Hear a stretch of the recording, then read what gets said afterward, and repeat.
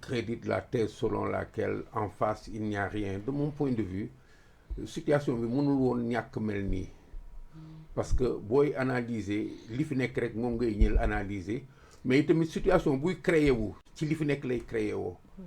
Nous sommes partis d'une opposition particulière bu fi mësut am. D'une stratégie subversive qui a rompu les rangs un peu partout. Nous sommes arrivés à l'avènement de Diomaye dans cette situation-là. Donc, li ñuy tuddee opposition du nekk li nga xam ni moom lañ ci doon xaar parce que nous avons des catégories dans une classe politique qui sont malléables, manipulables, chaque groupe ou chaque individu étant ce qu'il est selon ses besoins, selon ses préoccupations. Donc, mais la réalité est que su ñuy delluwaat ci énoncé bi li possible woon pour ñu jot ci nguur gi dafay tourner nekk maintenant un vent contraire par rapport ak ñoom pour que mu permettre ñu stabiliser au pouvoir. D'où l'opposition en réalité commence par ce qui s'oppose à l'intérieur de ce projet-là et qui est le projet lui-même. La véritable opposition de Pastef, c'est Pastef.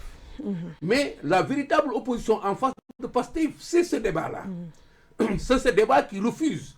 Ce débat qui s'ancre, qui te fait parler, qui fait parler quelqu'un d'autre et qui est là, qui en fait est en train d'inverser la tendance. Le MOSDEM là, il est né de la dynamique de ce débat-là.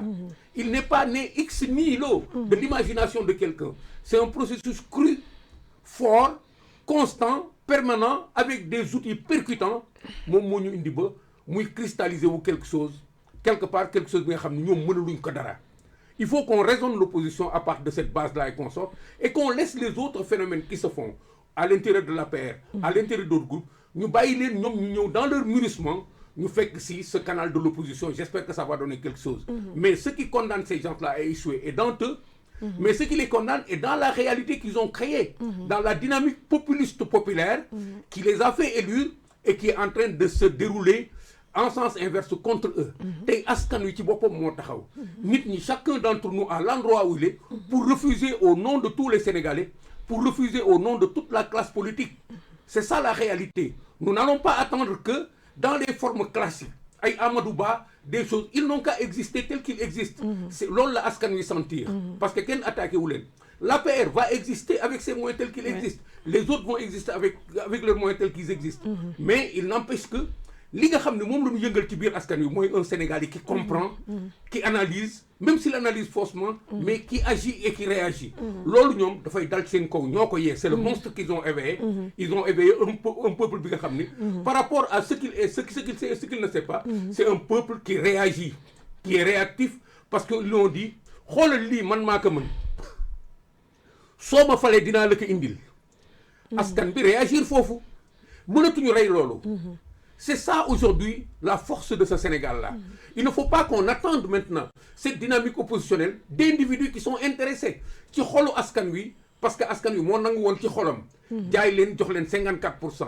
Li nga xam ni mooy dal seen kaw ci xolu askan boobu lay jógee. Askan woowu nga xam ni gis na tey ñoom ñu ngi dem ba réer bay jël ay alkaati di leen joxoñ di essayer de faire en sorte que par rapport à une question pour laquelle ñoom c'était très bien réglé wax naa la par rapport à cette question-là.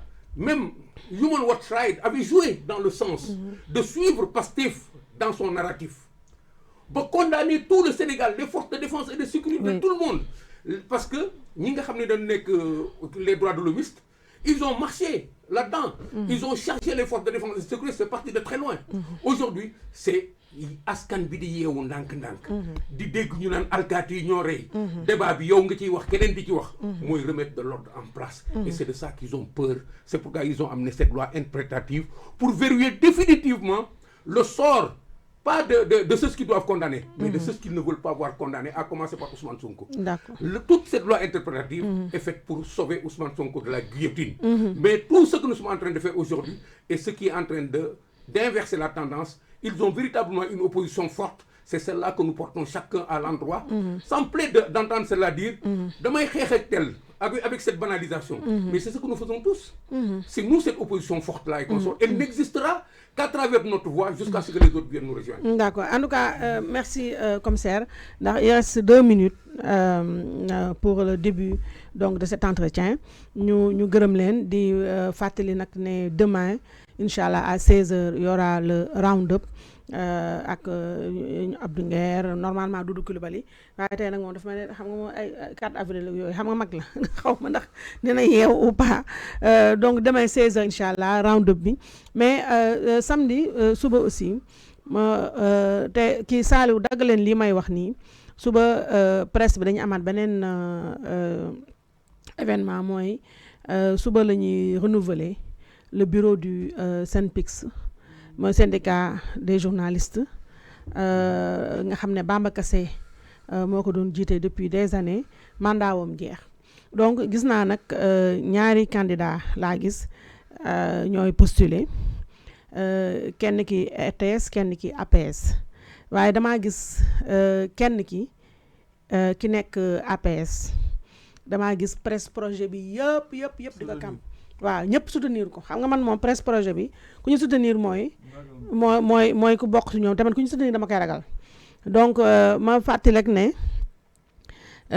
SYNPICS mooy syndicat comme tous les syndicats défendre journalistes yi ko tax a jóg du presse projet bi may ñaan nag professionnels yi nekk ci syndicat bi yëpp nga xam ne li leen tax a jóg mooy suñu indépendance kee moom ka waa presse projet bi yëpp di campagne teg photom def campagne kooku moom sama xel tee na ci moom laajte naa nag bañ wax ma keneen ki nu mu tudd keneen ki nag xaw ma ko xamaanew ma ko waaye damaa jàpp ne comme kenn campagne lu ko kooku bokkul fenn maax moom a yem kooku nag laa bëgg ñi war a voté suba na ñëpp dem voteel Moustapha Cissé moom sax moo sama yaay bokk sant Cissé Birane Fary na ñëpp pour sauver notre profession sauver notre corporation képp ku mën a voté bépp journaliste professionnel bu war a voté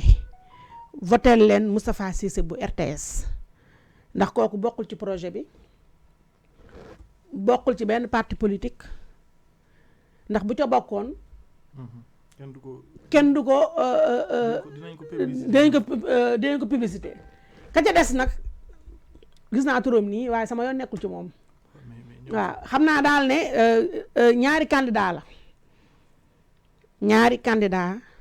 la kenn ko moom Moustapha Cissé mi may wax sax xaw ma turam xaw ma fotoom ka ca des moom depuis 5 presse projet ba yëpp ba ci sëñ Saliou Gueye xam nga sëñ Saliou Gueye nag xam nga sëñ Saliou ku mu campagnal sëñ Saliou Gueye mais nga xam ne du journaliste mais ñan ñoo war a voté waaw non mooy membre bi kii waa du n'importe quel waaw voilà dafa am voilà donc voilà mais li ma wax rek mooy waaw mais c'est important li ma wax ne Abou gis nga sëñ Saliou Gueye ku mu soutenir ku mu te sëñ Saliou Gueye mooy am na ñeneen ñoo xam ne bu ma may bëgg tudd seen tur ndax ñoom ñëpp ñu ngi ci chroniqueur projet ñëpp ñu ngi Walfadjri ñoom ñëpp ñu ngi Walfadjri waaye sëñ Saliou Gueye ku mu parrainé mooy projet ba nga bokk deuxièmement mooy doo journaliste bu xarañ moom nag kii nag xam naa ne journaliste la parce que xam nga ñun suñu corporation bi dafa am ay charte waaw mooy boo nekkulee boo jaarulee sesti yi